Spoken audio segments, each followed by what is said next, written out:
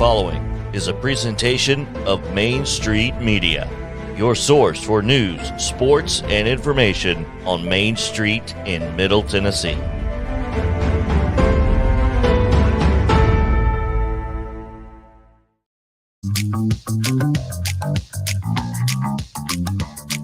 Welcome into a Thursday edition of Main Street Sports. Today on the program, this Thursday, we've got our player and team of the week, so stay tuned for that. Also, we'll be joined in the Coach's Corner by Columbia Central boys basketball coach Nick Campbell, so stay in by for that. Also, in our second half, an update on the Preds with the voice of the Preds. Pete Weber will join us. So much more. Stay with us here now to their humble abodes.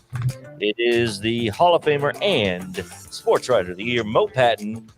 Here's the Sundrop Kid from Alabama, Chris Yao. Welcome into this Thursday edition. Should be a lot of fun. I'm just going to be honest with you guys. You're going to want to stick around in this show. And the reason is because I don't know what's going to happen. At any point during this show, I could have to run out of here and deal with Charlie, who I'm home with today, or Baby watch. I might just fall asleep. We were in the ER at 1:30 this morning, so it's been a whale of a day. So yeah. Should be a fun show. Y'all stick around all day long. Mo, what's going on? How are you feeling today? I'm better than you. That's a low bar. Yeah. Just getting ready once the show gets over with to head over to the Ag Expo here in Franklin for the state wrestling tournament that starts today in about an hour. So that should be fun.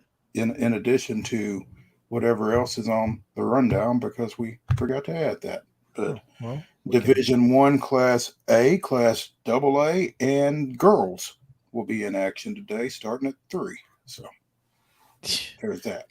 Good luck to all of the Division I wrestlers who will be taking part in those individual state tournaments. It's going to be a lot of fun. We'll be there tomorrow afternoon at 2:00 live on location. So make sure to stop by if you are at the Ag Expo. Unless Chris is up all night again tonight. No. So it turns out we sent a text message to the daycare and said, hey, Charlie's, she threw up all night, so she's not going to make it. And the daycare said, well, she's the third one. So apparently there's a stomach bug at daycare that everybody's kind of getting out of their system. So that's the beauty of daycare. Well, yes. Let me bring home all of the communicable diseases I've procured at daycare, Mom. And give them to you. Yep. Well, that didn't take long. Charlie is asleep. So yeah, as soon as we get out of this break, I guess I'll go put her in the crib. Small victories. Small victories. All right, let's get into it. We've got a great show, as JP told you, so I'm looking forward to it. We've got a lot to talk about. Let's go ahead and get into yesterday's results and today's schedule on the rundown. Here's the rundown. College basketball results from Wednesday night in ASUN action. It was Bellarmine with a 76-73 win over Lipscomb. NCAA baseball, midweek style, Belmont with a big 11-1 win over the Blue Raiders of Middle Tennessee State. Tennessee with a big 16-1 win over North Carolina Asheville. And Vanderbilt with a big 9-0 victory over the Aces of Evansville. In Thursday basketball action, all of these are doubleheaders. All can be seen on ESPN+. Belmont is at Murray State beginning at 5 o'clock. That'll be the women first. Also women first, Tennessee State in Cookeville against Tennessee Tech. That's a 5:30 start. Austin P is at Southern Illinois Edwardsville. That's also at 5:30. And again at 5:30, Lipscomb women at Bellarmine. I figure this one is not a doubleheader because the men played last night. That's a women's only game at 5:30. Again, all of those can be seen on ESPN+. In men's action over at the Glass House, MTSU trying to stay undefeated at home. They catch Marshall in Conference USA play. That's a 6 o'clock start. That's also on ESPN Plus. And NCAA women's basketball action tonight. MTSU is at Marshall, 5 o'clock, ESPN Plus. Number 16, Tennessee takes on visiting Mississippi State at Thompson Bowling Arena. That's a 5:30 tip-off on SEC Network Plus. And again, on ESPN Plus, number 15, Florida at Memorial Gymnasium against the Vanderbilt Commodore women. NCAA softball action today. Tennessee is playing in a classic somewhere. They're playing BYU at 3 and Cal Davis at 5:30. No television options that we're aware of on that one, but that's it for today's rundown. Back to you, Chris. So I was wrong. She is definitely She is not asleep. False alarm. Oops. And this is my fault because I wasn't even paying attention. That there's a Preds play tonight. They host Dallas, 7:30. So anyway, also the Grizzlies are at Minnesota. But yeah, the rundown was a little. So bit JP, would you ask if the rundown was done? No, it was not. It wasn't. But again, there's a lot to compile. There's a lot going on. You're pulling from a bunch of different areas. Yeah. And it certainly doesn't help when I'm trying to feed Charlie and do everything else that goes on top of that when she's here. So, yeah, not easy to do, but that's okay. The kid, Mo, what's that all about? What's that? He's blaming the kid. I got nothing, man. I got nothing. Mo's like, yeah, they require a lot of work sometimes, especially at that age. Yeah. So, speaking of baseball, though, we don't have any today because both of those were both Belmont and I guess I don't know if Vanderbilt was scheduled to play today or not. They probably weren't. I mean, I don't know why you would have a 3-game set that would start on a Thursday and end on a Sunday with the off day being Friday. That doesn't make much sense. So I'm assuming the NCAA baseball was wrong, but Belmont was scheduled to play today. That game has been postponed or canceled, one of the two. I know they're playing tomorrow, but Dave Jarvis won't have to worry about that to get his 1,000th win because he got it yesterday.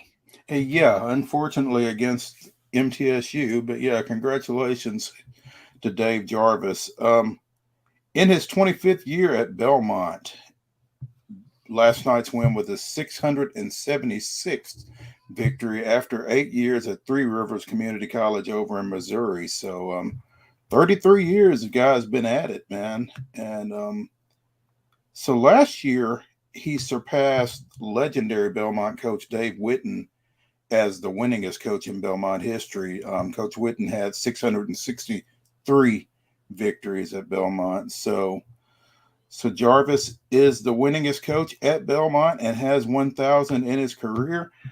By the way, his son Jackson playing over at Columbia State, and they get back on the field this weekend, I believe, after their trip last week down to Chipola where they dropped 3 or 4. So they'll be back at it.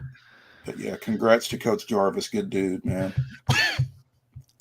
I did not check on Columbia State. Excuse me. After the first game, because they won the first game. Well, they lost the next 3, and then apparently lost the next 3. So but it is Chipola, man, and as Coach Korn was saying when we had him on last week, they're pretty solid. So yeah, they're top 10, top 15 team perennially. Uh-huh. So very, very good. Hey, before we get to break, we got a couple of minutes here. I wanted to mention this because you and I have a semi, not quasi, semi connection to this. Kylie McDaniels of ESPN.com put out the 2022 MLB draft rankings, and guess who's atop the list? Atop the list? Yeah. Not our guy down at not our guy from Loretto. No. Oh, okay. Who? Drew Jones, who we saw down in Mobile. Oh, okay. So So he may Andrew's not get to son, Vanderbilt, huh? he may not. Yeah, he is looking like he could be the number 1 overall pick. Well, So that'll be interesting. Yeah. Okay. anyway, That's interesting. Who else is on that list? who I'm not else is seeing on it. that list? Anybody of note? Tamar Johnson. We saw him down there as well, I do I believe. believe we did. And no, it looks like Brandon Barrera out of American Heritage, Florida, is also a Vanderbilt commit. Cam Collier, third baseman out of Chipola, is the 16th. There you go. So Speaking of, yeah. Okay. that'll do it for you right there. Yeah. So yeah, interesting. Anyway, thought that was unique and fun. So Sure. let's come back and talk to Columbia Central boys coach Nick Campbell on Coach's Corner and hand out some hardware. Not necessarily in that order. Yeah, there you go. Main Street Sports Today returns right after this. Y'all stick around.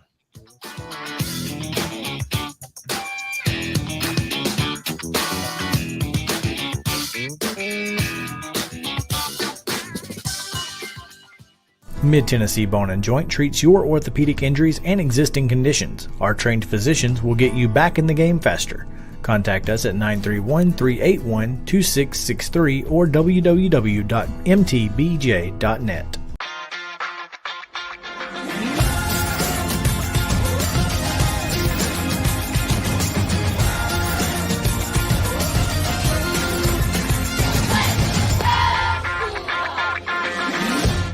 Hey folks, while we take a quick break from the show, I want to tell you about our friends over at Custom Stone Handlers in downtown Columbia. Ed Rich and his team at Custom Stone Handlers believe in leadership. And outside of the military, our greatest leader building platform is sports. Custom Stone Handlers proudly encourages young people to get in the game. You can contact them today at 931-490-4990 or visit CustomStonehandlers.com. Jones & Lang Sporting Goods here in Columbia has been outfitting teams, officials, and anybody else from T-ball to college for 50 plus years. Be sure and check them out at 931-388-8060 or online at jonesandlang.com. Jones & Lang Sporting Goods, the look of a winner. Zion Christian Academy, ZionEagles.org or 931-388-5731. You can schedule your appointment. Go tour their campus. It is beautiful over there, and you're definitely going to want to see it. Again, it's ZionEagles.org. Give them a call, 931-388-5731, and schedule your tour today. Keep your home as comfortable as possible. If you have any issues with your air conditioner, electrical, or plumbing systems, call Lee Company. Our techs use visual findings and other technology tools to add transparency and clarity. You see what we see, whether we're in a crawl space or on the roof. We're here 24/7, so if you need us, call us. Lee Company. Call 931-548-4448 today or schedule your appointment at leecompany.com. That's leecompany.com. Mid-Tennessee Bone and Joint has been the official sports medicine provider for Murray County Schools for more than 40 years. We specialize in orthopedic injuries, and our Ortho Quick walk-in service lets you bypass the ER. Visit us online at www.mtbj.net.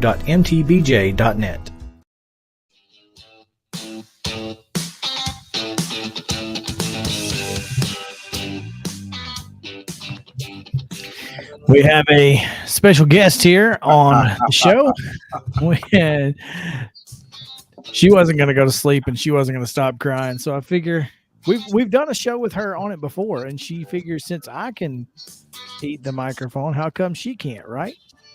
Makes sense. There you go. She probably knew who our next guest was, and so she figured we were going to need all the help we could get with that one. So makes perfectly good sense. Hey, before we get into our next guest or into our hardware, I want to mention we saw this on Twitter during yesterday's show, I think, and didn't really get to mention it, but I think it's fantastic what Greg Wyant, the athletics director over at Siegel High School, is doing and encouraging other football programs across the state to get behind. At Coach_Wyant on Twitter says, we need officials in our state. At Ruco schools, football programs are willing to pay for your officiating gear and registration fees. if you are a college student or are interested in officiating, please DM me and we will get you started. Rutherford County Football Coaches Scholarship. They'll pay you registration fees and uniform costs. That is supposed to be a $350 value right there. So for anyone who has complained about football officiating at the high school level recently, here's your opportunity to do it, and do it fee-free, basically. So Free.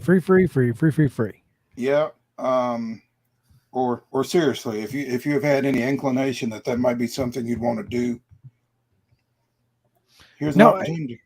Well, I mean, Mo, we've done our share of second guessing officials on this show, but we've also put on the stripes ourselves. Mm-hmm.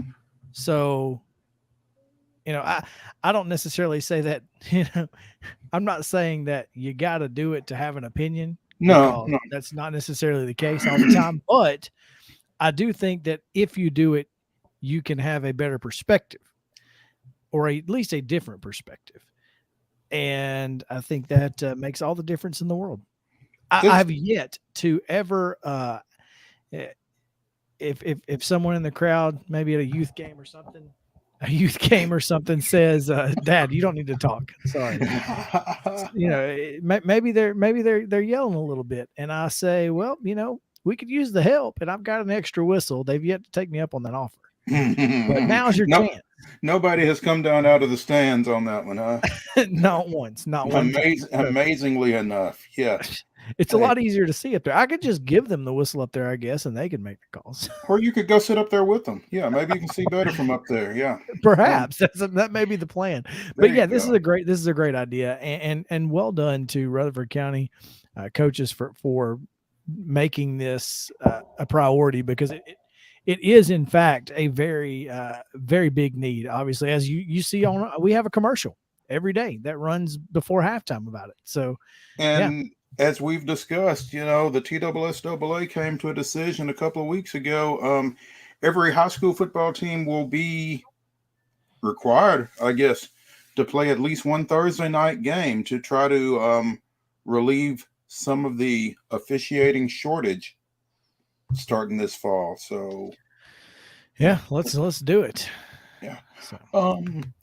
Getting back on track, as you said before the break, we've got some hardware to hand out.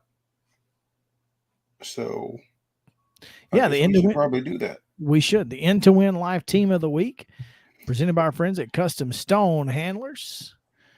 Santa Fe boys, as Chris reported about a week ago, went down, or they took on Culleoka in the District 10 1A tournament semifinals, and got a pretty significant victory for them, because it didn't just put them in the championship game, but it kind of propelled them to a level they had not been at in some time. Yeah, they got over that Culleoka curse. Is that the curse of the Warriors or the curse of the Blue Devils? Which one was that? I don't know. Good question. Anyway, MTBJ Player of the Week, Grayson Burleson out of Summertown, 43 points, 6 threes, and an 86-52 win over Lewis County last Friday. Grayson has been playing great all year long, and certainly deserving of this accolade. So there you go. There's the hardware. Let's bring in our Coach's Corner guest, presented by From the Heart Cafe over in Chapel Hill. From the Heart, a fantastic little cafe out in Chapel Hill. Renee Hart and fine folks over there keeping you fed and happy. Joining us now is Columbia Central boys basketball coach Nick Campbell. Coach, thanks for joining us. Absolutely, guys. Thanks for having me. It is a great idea by Rutherford County Schools to help with the officiating calls and get people in there. Coming from a guy that's never said anything to it. Never. And for those of you who are watching us, it's District 12-4A Coach of the Year, Nick Campbell, joining us here on Coach's Corner. Coach, congrats. Appreciate that, guys. Our team has played really well. and we're starting to get, some other awards because of that. It's nothing really that I've done. I just got a great team and a great group of guys, so I've reaped the benefits of that award. But it should be a team award instead of a coach's award. You guys followed up the District 12-4A regular season championship with a tournament title, defeating Ravenwood last Saturday, 56-54 in the finals. You played this Saturday in the opening round of the region tournament. Are you concerned about a full 8-day competitive layoff there? Well, we were talking about it today. The good thing about that is it gave us some time to get our legs back, and Brentwood has the same layoff as we do. So it's not like we played on Saturday and the team that we're going to play Tuesday. So, we're both at the same advantage / disadvantage, whatever you want to call it. But also, talked with our guys today about our year has been nothing but normal. So 8 days off with some of the things that we've gone through. It's really not that big of a deal to us. So that's how we're looking at things. We're going to continue to get better each and every day, and not worry about things that we can't control. So off of that, we got some great news about Omari today. He doesn't have to have another surgery. He got his trait completely removed today. So he is one happy guy today, as far as the rest of us are as well. Man, there we go. That's great. That's great news, man. Do you see a scenario where he gets in for you guys between now and whenever? I don't know yet. I'm not sure. I'm going to have to talk to him, see what the doctor said. I think he is released to, start doing some more physical activities. But just his presence alone, being back at practice, in games have kind of propelled us a little bit emotionally to the end of the season, like we played pretty well. So I'm not going to rule it out. If there's any kid that could make this comeback, it would be him, and that would put I guess per se the icing on the cake for him. So. Coach, speaking of emotion, the district tournament had quite a bit of it. Obviously had a couple of tight ball games, and sometimes those type games can spill over, or you can second guess yourself as a player, as a coach. How do you look ahead and say, all of that's behind us, we just have to look and play the team that's in front of us, and not worry about what we did right or didn't do right in those games, especially if you're having to play, you're going to end up playing some of the same teams potentially in this region tournament. Yeah. We've got to get past the good Brentwood team at first, but every game that we played, it's been close or hadn't been close. We've taken something from that. The Summit game was a low scoring game. There's some things that happened in that game that, kind of tested us a little bit in our character, very slow, limited pace. And then, we go to the Ravenwood game, and it's a 2-point game. We were actually down by 10 in the first quarter, into the second quarter, into the start of the second quarter. So, a lot of things that we faced in the district tournament will definitely carry over into the region tournament. But, with the leadership that we have on our team, once we got to practice on Tuesday, we were all right, we got Brentwood. When you have Q Martin and Bubba Perkins and AJ Pillow, Ronnie Bailey, those guys, like, all right, that's over with. We got something else to play for. We've got to reset, get going, stay sharp, and be ready to go on Saturday. One thing that's kind of helped us is, Brentwood's a totally different team than Ravenwood. So having 3 or 4 days here to prepare for them and work on our stuff, it's kind of helped us, restart per se. It's been a good break, but it felt like we haven't played in 2 weeks as opposed to, it'll be 7 days. So we're ready to play. I wish we didn't have to practice again tomorrow. We could just go play tomorrow. Yeah, I would imagine, and we're speaking with Columbia Central boys basketball coach Nick Campbell here on Coach's Corner, presented by From the Heart Cafe over in Chapel Hill. Nick, I would imagine preparing for that Brentwood team has been a little different with the late news that they'll be without Jake Brock as well. Yeah, hate that for the Brock kid. I think he tore his meniscus last Tuesday or sometime last week. You know, he's a very good player. So he just committed to go play somewhere, play football at the next level. Mm-hmm. You know, at this point in time, you don't want anybody to get injured, especially a senior. You want them to be able to play. So we're really not sure exactly how they'll play. I think they've only played 2 games without him. You know, so I'm sure they'll have some different things in for us on Saturday that they didn't have time to work on before their district tournament. But you know, one thing that we've tried to do all year is, you know, we're not trying to disrespect our opponent, but we're trying to do the things that we do well. You know, we don't really change a ton defensively. We put some things in defensively that will, you know, carry over from team to team. We just got to make sure that we stay sharp and we do the things that we can control. You know, we feel like we can play at any pace this year, and you know, we can score in the 80s and the 90s, or we can win games in the 40s. So that's one thing that with this senior class, they figured out, hey, we don't necessarily have to score 80 every game to win. You know, if we win in the 40s, that's just as good as winning in the 80s. So that's, our team has really grown a lot since last year. You know, we had a lot of adversity last year in the tournament.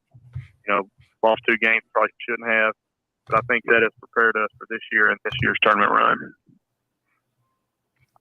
Should be a lot of fun. It's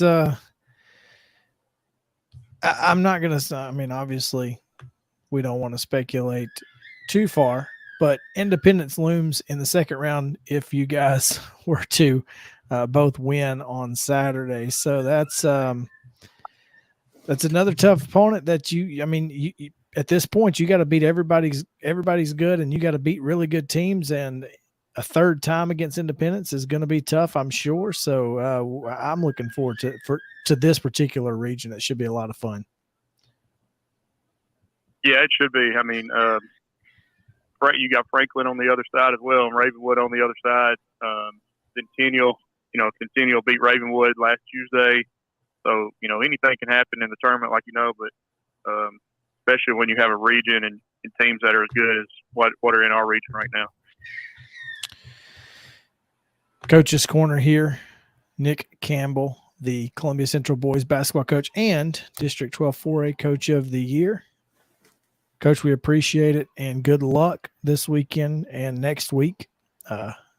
Hopefully, we'll be looking forward to seeing you on the sideline. Absolutely. Appreciate it, guys. Thanks for having me. No doubt. Coach's Corner presented by From the Heart Cafe out in Chapel Hill. That is one of our favorite places to frequent when we are in the mood for a great burger, sandwich, or dessert specifically. Go see Renee Hart and the gang. They always do a fine job. Fantastic. Just before you get to Henry Horton, right there on the right. So go see them. Mo, when we come back, big story. And I don't even know where to start. So yeah. It's odd, to say the least. We will get to one of the biggest stories in college football today on the other side of the break. So stick around on Main Street Sports Today. We'll be back after this.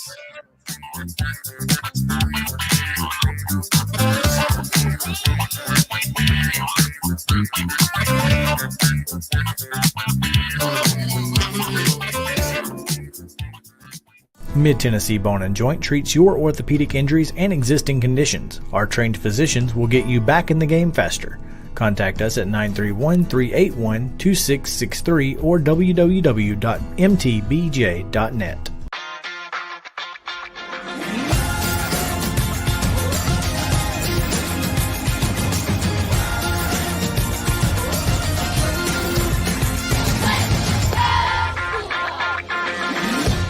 Hey folks, while we take a quick break from the show, I want to tell you about our friends over at Custom Stone Handlers in downtown Columbia. Ed Rich and his team at Custom Stone Handlers believe in leadership. And outside of the military, our greatest leader building platform is sports. Custom Stone Handlers proudly encourages young people to get in the game. You can contact them today at 931-490-4990 or visit CustomStonehandlers.com.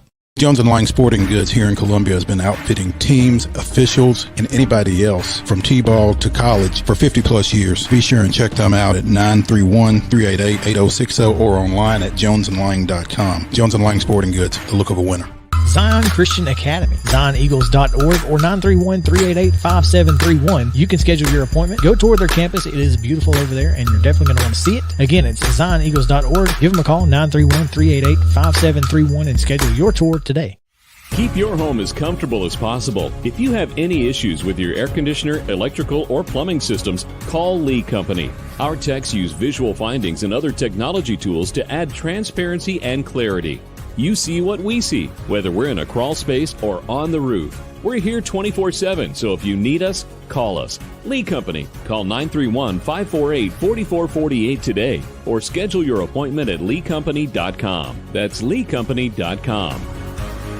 Mid-Tennessee Bone & Joint has been the official sports medicine provider for Maury County Schools for more than 40 years. We specialize in orthopedic injuries, and our Ortho Quick walk-in service lets you bypass the ER. Visit us online at www.mtbj.net.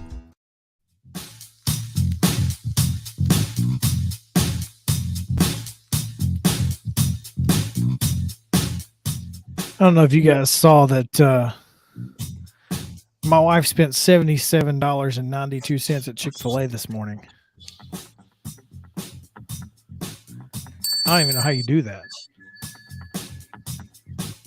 No, I'm kidding. She had to get breakfast for Barry's, her boss's ribbon cutting today at her office. So Crest Point Wealth Management down on the square in Columbia with their new building had a ribbon cutting. But I thought it was funny when she told me, she was like, I spent $77 at Chick-fil-A. And I'm like, oh, I'm definitely going to roast you on Twitter for this. Well, I mean, depending on the size of the group, she might have got off light. Yeah, they finished them off. But there were also sausage balls and some quiche. So there were options, but of course, when Chick-fil-A minis are in the building, that's always option number one and two. So I ate like 5 sausage balls. Those sausage balls were good. Anyway, let's talk about the big story in college football today, but not at the FBS level. We'll move to the FCS level.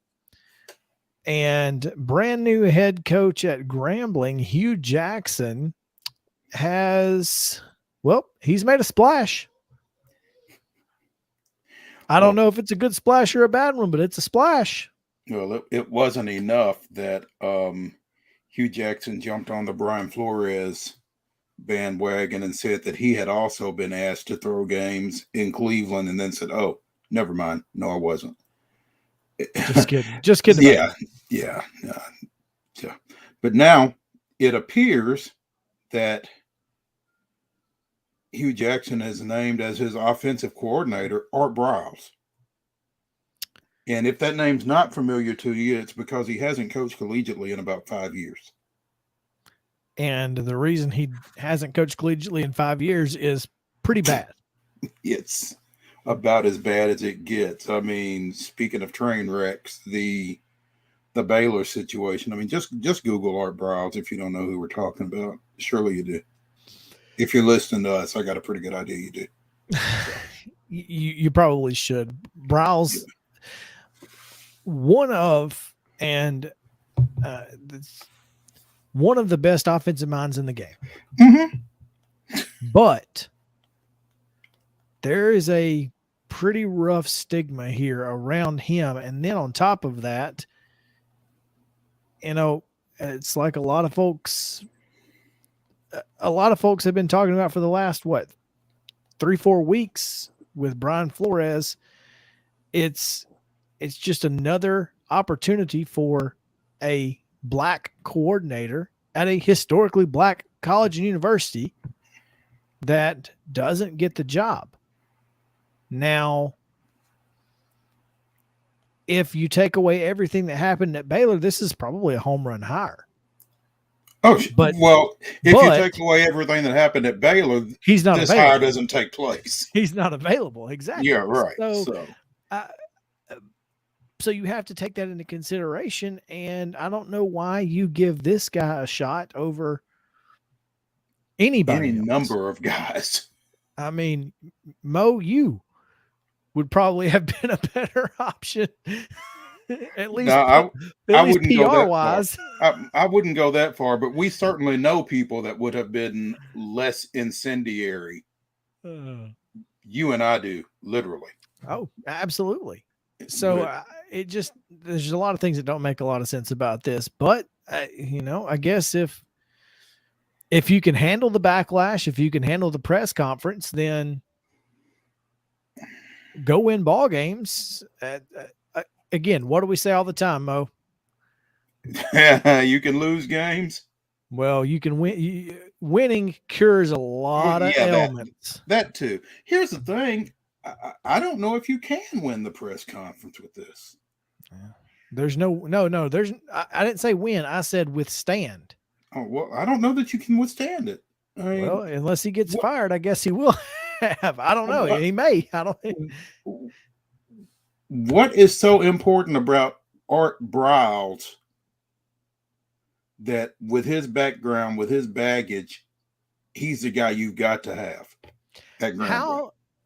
How do you send him into a home to recruit? Maybe you don't. Maybe you just play the tapes. Watch the film.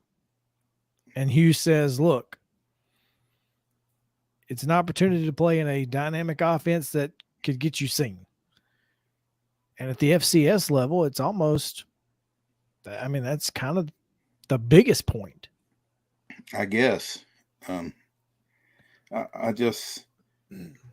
think it's irresponsible on the part of a school administration to bring him on board.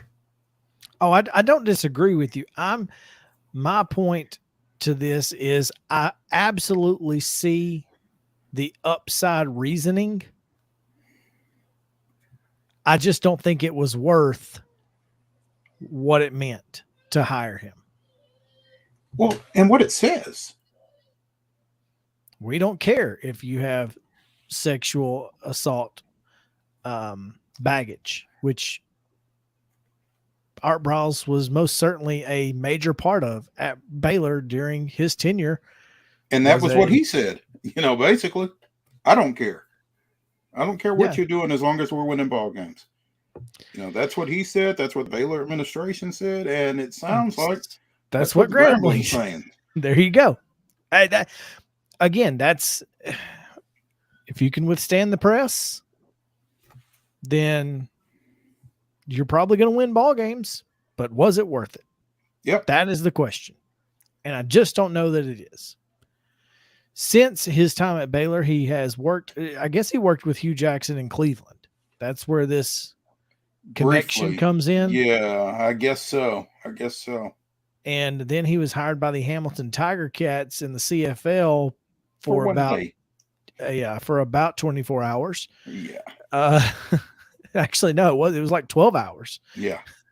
It was one of those Greg Schiano type situations where the rumors started and then boom, just kidding.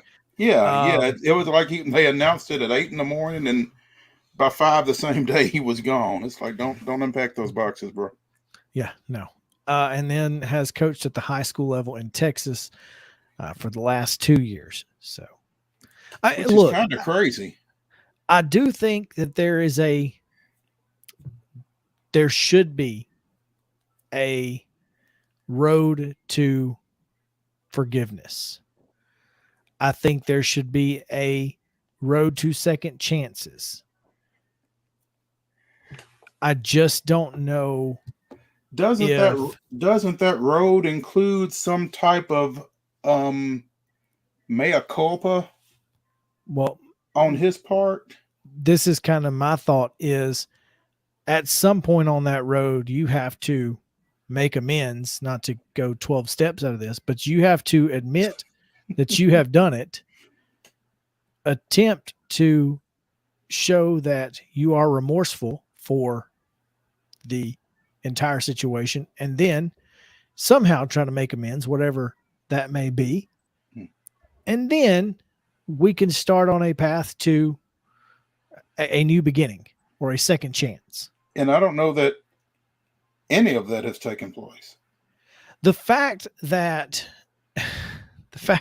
Nick Saban did not bring him into his rehab program with all of the baggage that comes with that rehab program just goes to show that it's pretty rough. So I'm not going to say it's not going to work out. What I'm going to say is that it's going to be it's not going to be pretty.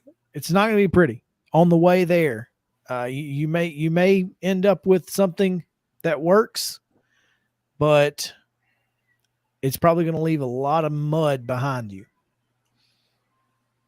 Mud's a good word. So, especially with the weather we're having. There's a ton of weather. Yeah. Got an email that Spring Hill is prepping for heavy floods down here in southern Middle Tennessee. So hopefully the Harpeth and Duck Rivers will stay to themselves in Spring Hill. They did not in Columbia. Riverside Park was pretty rough this morning. So anyway, let's take a break. It's halftime. So I got a really interesting story here. More interesting than Chick-fil-A? This is way more interesting than that. But yeah, so come back with us. This is going to be a great halftime on Main Street Sports Today. Stick around.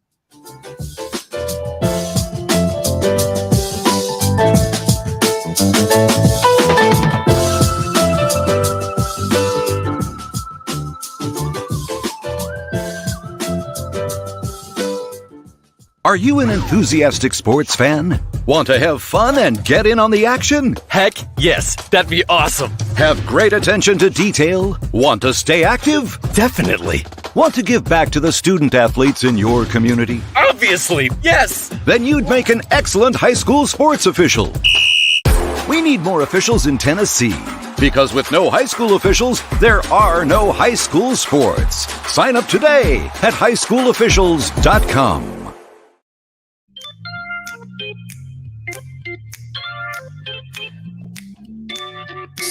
When this came about, when I was actually reading this last night, at the first moment in which we had an incident with Charlie, I was in the middle of reading it to Sarah, and she jumps out of bed, runs into Charlie's room, and deal with that for the next 3 hours, give or take. And so when we finally got her back to sleep, I said, well, as I was saying before I was so rudely interrupted, and then continued to talk about this. But in Virginia, not in Alabama, in Virginia, there are 2 babies who are going viral because they are twin brothers, except they're actually cousins.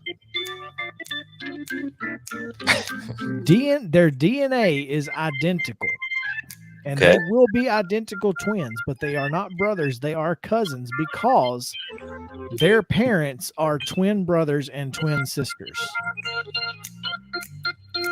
Okay.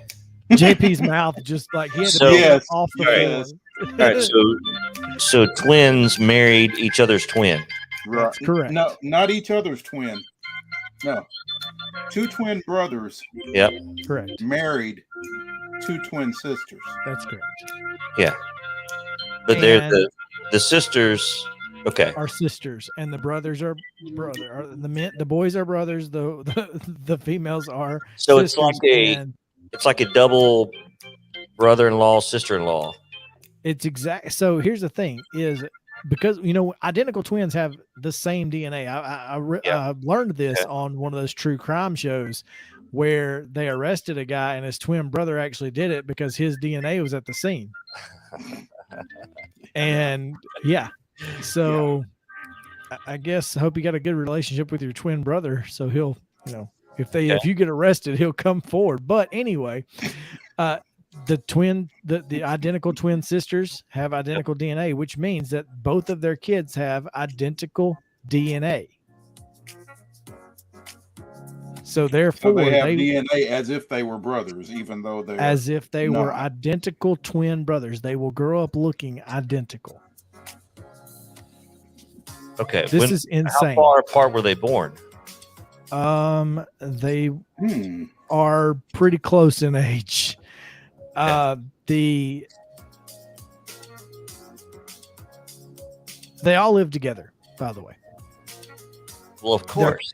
Their parents met in 2017 at a festival for twins. They got married a year later, and now they all live together in the same house. Okay. So let's see how much more difficult we can make it, basically. Oh, they're going to play some tricks on their friends. There's no question. Oh, good Lord. I don't know. All living in the same house? Yeah, there's no way. Might have a hard time determining who's who. Who's who? Even inside the house. That could be dangerous. Yeah. Got to be careful is all I'm saying. Be careful. Know your birthmarks. All right. There you go. Yeah. So anyway, hopefully if they wind up playing football, they'll wear different colored mouthpieces, Chris. That would help. That will help identify them. No question. All right. When we come back, we're going to talk about more Monday Night Football. We talked about it yesterday. We'll talk about it more. Pete Weber in the second half as well. And Major League Baseball logos. What was the best era? We'll tell you what we think. Coming up. Stick around.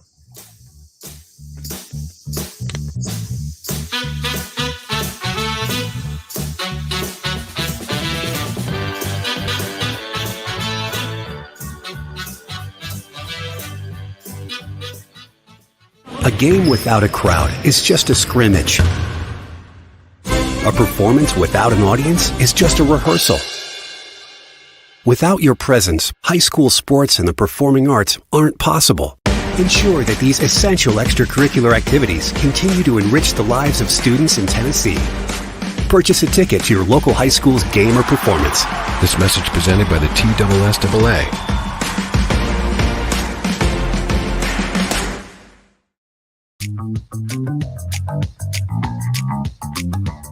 It's the second half of Main Street Sports today. Coming up, we'll be joined by the voice of the Predators, Pete Weber, talking about the hockey team in honky tonk. Also, perhaps a little shakeup in NFL broadcasting booths. That discussion, plus little throwback Thursday, 1980s MLB logos.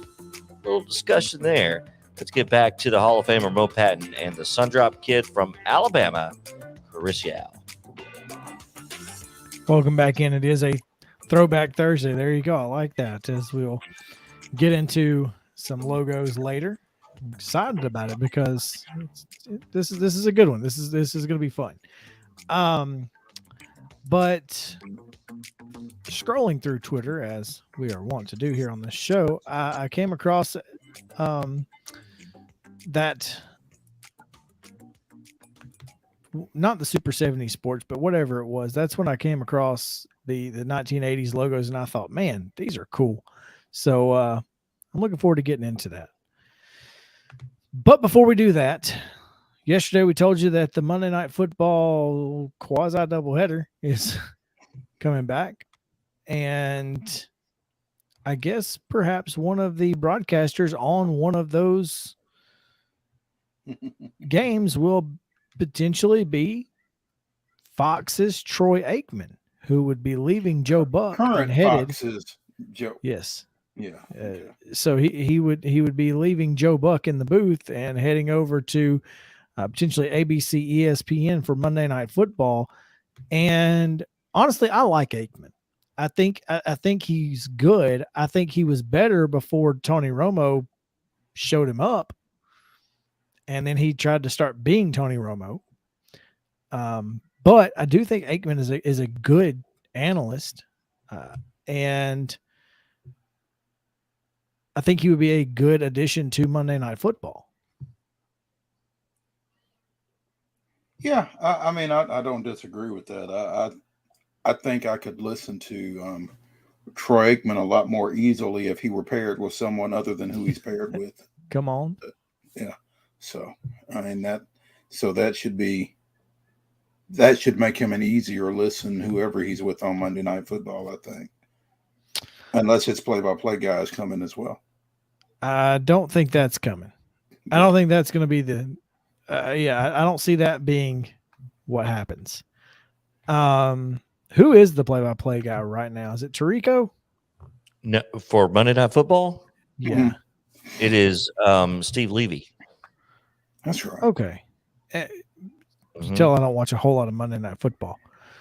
Odds are probably if Aikman does show up to Monday Night Football that there could be another play-by-play. Al Michaels, his contract was up at Sunday Night Football. Now, there have been some talk about with NBC. There have been some talk about Amazon Prime going after Michaels for that exclusive Thursday night. Also, Aikman was in the mix for that. Of course, this story now leading towards ESPN. So potentially Michaels could go to ESPN with Aikman. That could be one possibility. Chris Fowler is there. He and Kirk Herbstreit have done a couple of NFL games. Didn't like that. I didn't either. And Fowler is very good, very solid at a lot of different things. But he's never been one of my favorite play-by-play guys. But he's very good, and he can do. I don't not like Fowler. Though. Yeah. I don't love him. Just didn't really care for him on NFL, and maybe it was just not being used to him in that. Could be. Realm. And I think a lot like Joe Tessitore, to me, they're so ingrained in the college atmosphere, in the college game, that it's a little odd to hear on the NFL just because the vibe of the broadcast is so different, and we're so accustomed to that. It'd be like Keith Jackson doing NFL games, which I know he did, but you think of him as a college play-by-play guy, right? Yeah. I mean, if John Madden and Pat Summerall did college, it'd be weird. It'd be odd. Yeah. It would just sound awkward. Yes. Not that you wouldn't enjoy it because they're great. It's just different. I mean, it would be like, the CBS 2:30 game having Dave Neal. Sorry. not that Dave's not great. I'm just saying it would sound weird. You know what, though? I think that there are some people that would probably be in favor of that. I would much rather have the Daves than Danielson. Yeah, so there you go. The Daves are other. I mean, I don't hate Nestler, but I certainly don't like Danielson. He's rough, but it doesn't matter anymore because we don't have to deal with it because that contract is over, and thank God. Who should Fox go after? I have a name that I would throw out there, but I want to hear you guys take on this. Who should pair up with? They're probably going to promote from within, I assume, with Greg Olson, but Lord, let's hope not. But if they could go get somebody, who should they go get? For a color analyst? Yes. I think any promotion Charles Davis could get would be a great one. I agree, but I think his talent and what he does is worthy of that spot. I don't know if he's in that high enough in the pecking order yet for that. But also keep in mind that former Saints head coach is Sean Payton. Sean Payton could be a potential option, a network that wants to make a splash with a no name, following in the footsteps of, everybody's trying to follow Romo and find that flashy. Although I do think Sean Payton would be good in that booth with Buff. But Olsen is one of the guys that people are talking about for that. I don't know, Chris, who do you think? I'm not a big fan of Olsen. I don't think he's very good, but that's just me. I think they should go get Jay Feely, if for no other reason to keep him off the Titans broadcast. Oh, man. I'm kidding. Seriously, though, I was like, no, I think Charles Davis is the best color analyst in the game who's not on an A team. And I don't know why he's not on an A team.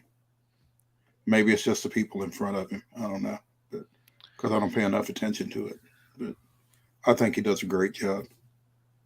Yeah, to me, he's phenomenal. In the networks, I mean, who's been above him over the last few years? Tony Romo on one network, Troy Aikman on the other network. Mm-hmm. And, Aikman and Buck are, I think I read, the second longest NFL tandem behind Summerall and Madden. Ever? I guess so. Yeah, certainly not current. Yeah, I think so. That's interesting. Yeah, did not know that. Been together for a long time. That it is interesting to me because one, I didn't watch the NFL before I moved here a lot, other than Thanksgiving and the playoffs. So I mean that would surprise me either way, but that's I mean, Al Michaels and Chris Collinsworth were together for a while. They have been, yep. So them being number two would certainly be interesting to. Wow. Yeah, I just feel like this is probably a good move for Monday Night Football. They've been looking for someone that has that technical mind since Gruden left, but I just don't know that Romo or that Aikman has the personality that they're really looking for. For me, I feel like Monday Night Football is kind of like it's not necessarily a super serious broadcast all the time. Maybe they want it to be. I don't know. No, it's been kind of more the flashy. It's the primetime element to it, and over the years, and you look at who's been there. Sure. Romo's style probably would fit better. I thought that's what I was thinking. Than an afternoon CBS game, but he and Nance certainly have made it work. No question there. Goodness gracious. Let's talk to Pete Weber. We've got a lot to talk to him about. Stadium Series, Preds play tonight. Pekka's ceremony. Lots to get into. So the voice of the Predators joins us on the other side. Stick around.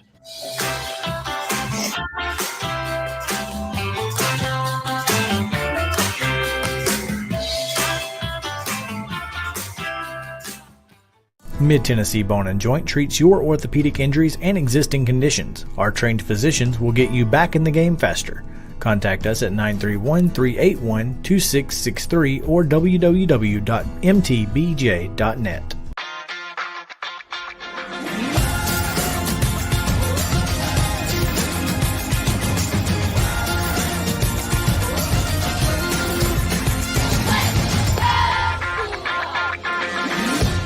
Hey folks, while we take a quick break from the show, I want to tell you about our friends over at Custom Stone Handlers in downtown Columbia. Ed Rich and his team at Custom Stone Handlers believe in leadership. And outside of the military, our greatest leader building platform is sports. Custom Stone Handlers proudly encourages young people to get in the game. You can contact them today at 931-490-4990 or visit CustomStonehandlers.com. Jones & Lang Sporting Goods here in Columbia has been outfitting teams, officials, and anybody else from T-ball to college for 50-plus years. Be sure and check them out at 931-388-8060 or online at jonesandlang.com. Jones & Lang Sporting Goods, the look of a winner. Zion Christian Academy, ZionEagles.org or 931-388-5731. You can schedule your appointment. Go tour their campus. It is beautiful over there, and you're definitely going to want to see it. Again, it's ZionEagles.org. Give them a call, 931-388-5731, and schedule your tour today. Keep your home as comfortable as possible. If you have any issues with your air conditioner, electrical, or plumbing systems, call Lee Company. Our techs use visual findings and other technology tools to add transparency and clarity. You see what we see, whether we're in a crawl space or on the roof. We're here 24/7, so if you need us, call us. Lee Company. Call 931-548-4448 today or schedule your appointment at leecompany.com. That's leecompany.com. Mid-Tennessee Bone and Joint has been the official sports medicine provider for Murray County Schools for more than 40 years. We specialize in orthopedic injuries, and our Ortho Quick walk-in service lets you bypass the ER. Visit us online at www.mtbj.net.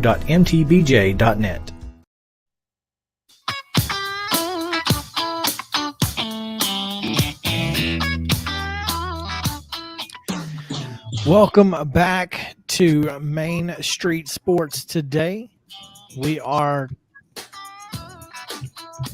really enjoying this Throwback Thursday as we throw it back to our humble abodes. JP throws it back to us. He's like, hey, man, y'all come back now. You hear? What a miserable week it has been. Miserable week it has been. The good thing is the weather is going to change. And next week it's going to be in the 70s and sunny one day. You'll get mid to high 60s.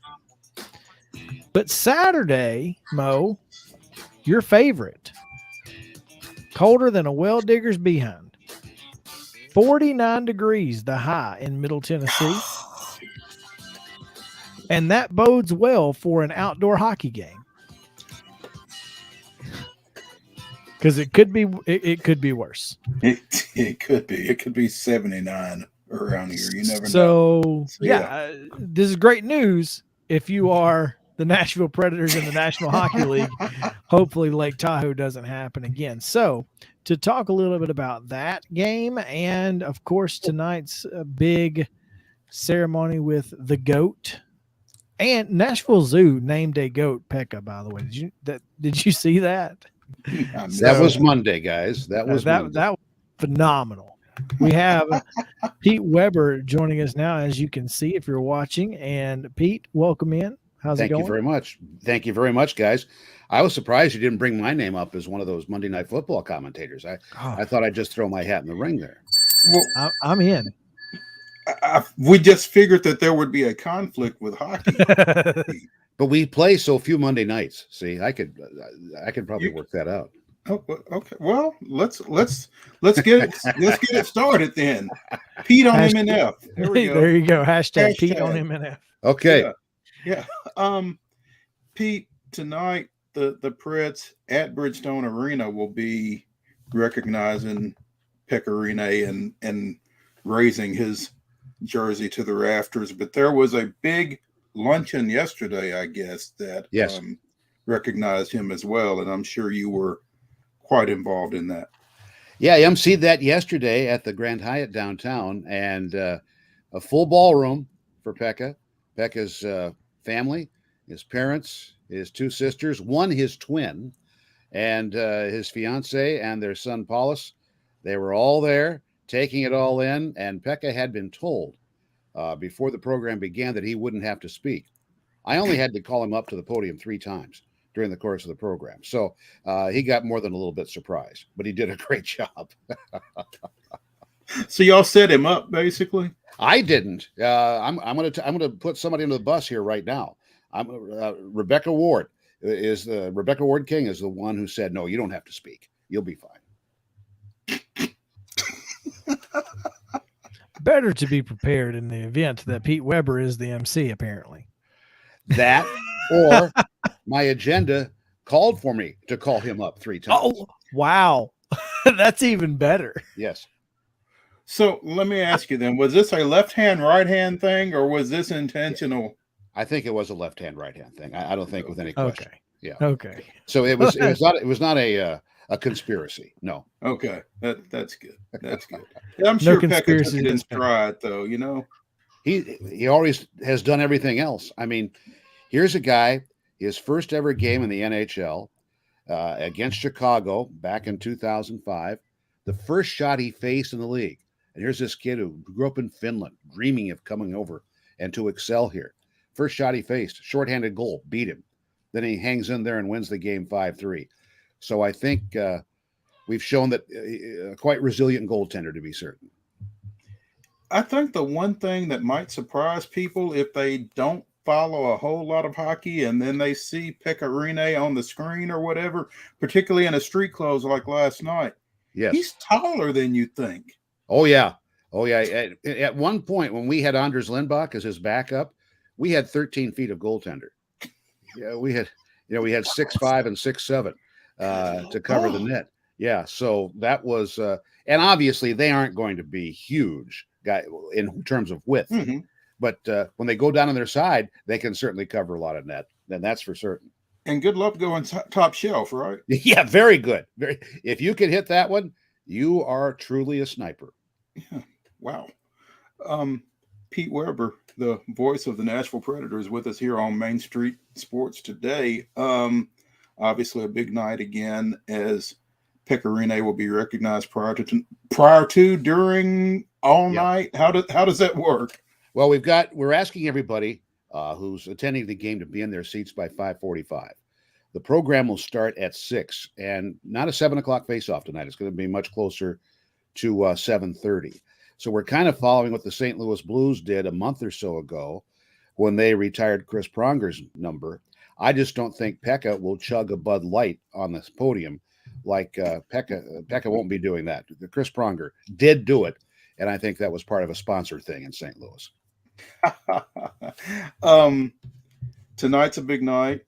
Yep. You know, coming off of a big win against the Panthers, looking to keep it rolling tonight, but also the Stadium Series Saturday. And as Chris mentioned, it's supposed to be a high 49 for that, but you got the Lightning coming in, and this is a big deal, not just for the Preds, but I guess across the league. Yes, it definitely is. I mean, they've already brought in the guys from the Hockey Hall of Fame came down for Pekka's luncheon yesterday, staying through the weekend with most of the league's trophies, including that big one that weighs about 34 pounds, the Stanley Cup, to be on scene for all of this. So they are putting full steam behind this. Commissioner Bill Daly, Assistant Commissioner Bill Daly is already in town. Gary Bettman will be here for things on Saturday.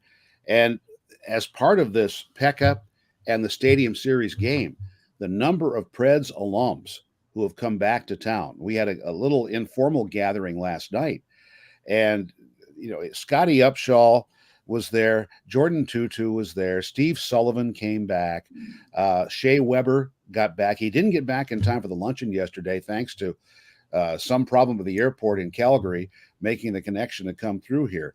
But it's a goodly number of the Preds alums, and there's quite a few that still live here as it is. So you can tell how much they have loved and appreciated Pekka over the years. And when Kimmo Timonen comes back, Kimmo, a fellow Finn. So when Pekka had that infection a few years ago after he had some hip surgery, and he was out for 50-plus games that season. So Kimmo was waiting out in the hallway. By that point, he had been retired, and he walks into the room and he comes back out. He said, "I want to talk to Pekka." And he comes out and he goes to me straight-faced. He says, "He'll never play again." Well, he only played about 7 years after that statement. So, but don't we have to trust someone who speaks the same language? I mean, Pekka speaks great English, but I mean, Finn on Finn, that's what I would have expected. There you go. Loved it. You mentioned Jordan Tutu. Love that the NHL put out on social media a picture of Jordan Tutu at 2:22. Yes, 2:22:22 Tuesday. That's pretty much for the win there in terms of social media. Nothing better, right? And that's his birthday on top of it all. Is it? Yes.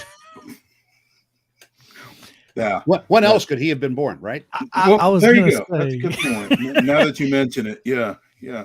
Chris, whom do you have there? I think we've got somebody that wants to ask a question. Yeah, Charlie here is making it a little bit. She's struggling because she's sleepy. So I've been having to play dad and radio show host the entire show. So it's okay though. We really enjoy Charlie here. So she does a good job for us. But I wanted to kind of switch gears a little bit and talk about Saturday because again, it's going to be great hockey weather. It will be better than the Winter Classic when I wore my sweatshirt and sweated the entire time out in Dallas. Well, especially, did you go to the corn dog stands? I told it was highly seasoned, so they really could have made you sweat. Oh, it was all of the food there was phenomenal. Yeah. I don't think I had anything that wasn't good in Dallas, but there will be some good stuff on Saturday as well. But you get to the Lightning coming in here, and well, that's a tough opponent. I mean, you're talking about the defending Cup champs, so 2-time defending Cup champs. Yeah, they won the last 2 cups, one in the bubble in Edmonton, and then in more normal times. And I know we all use quotation marks around normal right now, winning it last year as well. Well, what? Obviously, the Preds have a game tonight, so they're not looking to this specifically just yet. But what? Well, Bill Belichick wouldn't. No. Well, there you go. But what does this team have to do to upend the 2-time defending champs on the outdoor ice? Stay in their zone as much as possible. Make them defend, because when they attack, this is kind of like what happened in South Florida the other night. If you can keep them back in their end, keep the game even for a good piece of time, and then make them defend in their end of the ice, that's where you can cause them problems. There's no guarantees, but it gives you a better chance. And maybe stay out of the box. They've been doing that better the last few games. Yeah, boy, there was a string there where they were, killing penalties more than 10 minutes. And when that's, 16, 17% of your total game time, that's a little bit daunting, to be certain. Certainly can be. But I guess the positive is this team has been better on both the kill and the power play this year. Yeah. So that's the other night, Tanner Jeannot scored the team's first shorthanded goal of the year. And that was a big part of that comeback in the third period. That was one thing I was going to say, is how important was it for this team to make that comeback after being on such a tough skid there, and then you get down 4-3, you thought you tied it up, then they wipe off the goal, and it was just like, oh no, here we go again, except this team kind of bowed up and said, no, and we're not going there again. Prior to that, Chris, there was a goal of the Predators that was scored by the Panthers. The Predators thought should have been wiped out. It was not. And then they scored the goal that did get wiped out. That was iffy at best. You talk about bouncing back, and that they did. And in the context of playing a club that is the most dangerous offensively in the league right now, Florida Panthers, more dangerous than the Tampa Bay Lightning. I think that was huge for them. Now, will there be a home ice advantage at Nissan Stadium? Since it's the first hockey game ever played there, I think I'm safe in saying no. They might be accustomed to it, might get great support from the fans, and likely will. But home ice advantage is all going to be how guys adjust to different situations. And like you say, in that game in Dallas in the Winter Classic 2 years ago, it was I was seated right next to the ice. It was about 53 degrees there. We thought it was a bit risky being down there because there was that ever-present threat of rain, but it worked out well, as the Predators took a 2-0 lead, but they ended up losing the game 4-2. And that was the game where Ryan Ellis got concussed early in the game, and Corey Perry became public enemy number 1. Number 1. Oh, we were all angry that day. There's no question. You know who he plays for now, though, right? Do not. The Tampa Bay Lightning. Oh no! So I'm sure he's going to get a very warm reception from Predators fans at Nissan Stadium. Wow, that's unfortunate for him. Yeah, well, hopefully it's just unfortunate for him. Yes, there you go. Yeah, I'm looking to see if the electronic billboards that I see so often driving in to work might have some mention of that. And perhaps I'm being a bit of a rabble rouser here, hoping to inspire somebody to do that. You should be. We hope you are. Yeah, hopefully someone will pick up on that. That would be great. Pete Weber, voice of the Nashville Predators, with us here on Main Street Sports today. Pete, besides Corey Perry being a member of the Tampa Bay Lightning, what else do we need to know about these next couple of games? Well, I'd say number one, Dallas has played very, very well coming into this game here tonight. So this is going to be no excuse me. The Predators know that's going to be a huge, huge task here this evening. And with Tampa Bay, basically all you have to say is 2-time defending Cup champs. and how well they have been playing the last number of seasons. As a matter of fact, they had the best record in the league 3 years ago and then got upset in the opening round by the Columbus Blue Jackets. Matter of fact, they were up 3-1 in game one and ended up getting swept in that series. So anything can happen in this game, absolutely anything. And I'm very much looking forward to seeing how this plays out here in Nashville. And I'm going to add a little bit to the story for you. A few years ago, when the Bristol Motor Speedway passed from deceased husband to wife, the wife expressed interest in hosting a hockey game over there. Who knows? That still might happen. And imagine the crowd that could be happening over there. Hockey and stock car racing. Yes. And with the collisions and the speed involved, Mo, that's not that far-fetched, I don't think. Makes sense to me. It does. It does. That's an interesting mix there. Hey, Pete, before we let you go, I have to ask because, well, it's probably the biggest random story of the day involving the Predators outside of Pekka is, were you surprised to read Andy Strickland's tweet that the Preds were actively shopping Philip Forsberg? I was surprised to see the word actively because I think general managers, shall we say, imply that everybody is available and ready for a big offer. But I think that I talked with David yesterday. I think he feels confident he can get the signing done, but he's open to offers. You might as well be when you have a property that valuable, and that is he could bring a pretty good return, I do believe. When's the deadline, Pete? 21st of March. Yeah, so still got time. And let me tell you too about Philip Forsberg and me. 3 weeks ago, we were in Arizona. I got tested positive for COVID. And I thought, oh no, I'm going to have to drive back to Nashville from Glendale, Arizona. Fortunately enough for me, that same day, Philip Forsberg was tested positive. So they sent a jet out to fetch us and bring us back home.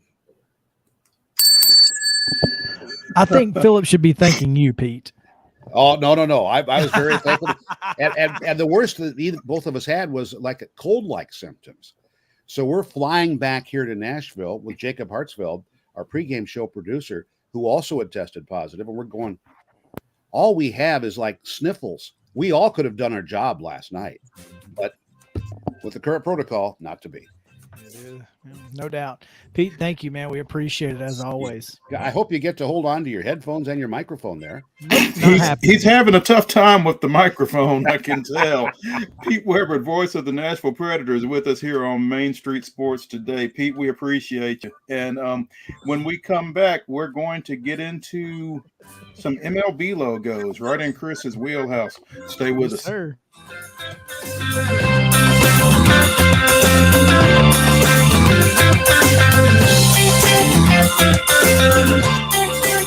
Make sure you do the old expos.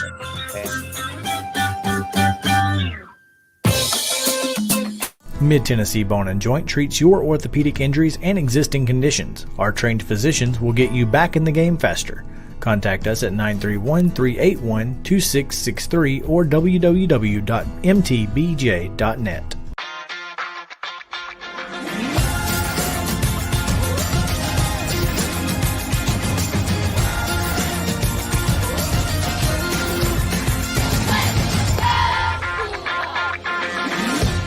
Hey folks, while we take a quick break from the show, I want to tell you about our friends over at Custom Stone Handlers in downtown Columbia. Ed Rich and his team at Custom Stone Handlers believe in leadership. And outside of the military, our greatest leader building platform is sports.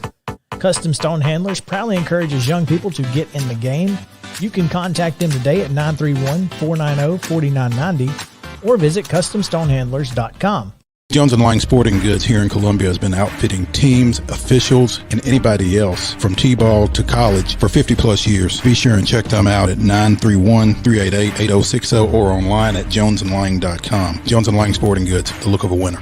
Zion Christian Academy, ZionEagles.org, or 931-388-5731. You can schedule your appointment. Go tour their campus. It is beautiful over there, and you're definitely going to want to see it. Again, it's ZionEagles.org. Give them a call, 931-388-5731, and schedule your tour today. Keep your home as comfortable as possible. If you have any issues with your air conditioner, electrical, or plumbing systems, call Lee Company. Our techs use visual findings and other technology tools to add transparency and clarity. You see what we see, whether we're in a crawl space or on the roof. We're here 24/7, so if you need us, call us. Lee Company. Call 931-548-4448 today or schedule your appointment at leecompany.com. That's leecompany.com.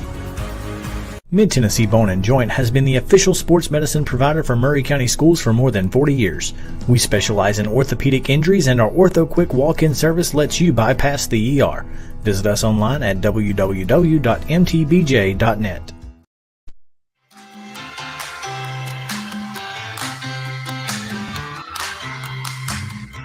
Hey, welcome back in. It is Main Street Sports today, and it is a throwback Thursday here as we get you ready for the weekend of sports. A lot going on this weekend. Again, we'll be live on location tomorrow at the Ag Expo Center in Williamson County.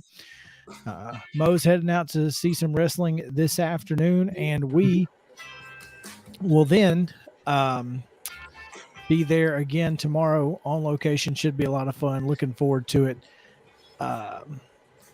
Stop by, please, and thank you. So, anyway, Mo, what's going on? Does anybody else hear that? It sounds like hang on a minute. Water's running. Hang on a minute. It's fine if it is. So we've got. I was like, what is? He's got a heater on. Oh, well, that was fine. I just, well, we all know Mo. We all know that Mo does get a little chilly, and that's okay. I didn't know what it was. I was just making sure it wasn't me. Yeah. Well, sorry about that. I forgot. You should have Mo can stand the heat, so maybe they should have hired him at Grambling. Sorry. Anyway.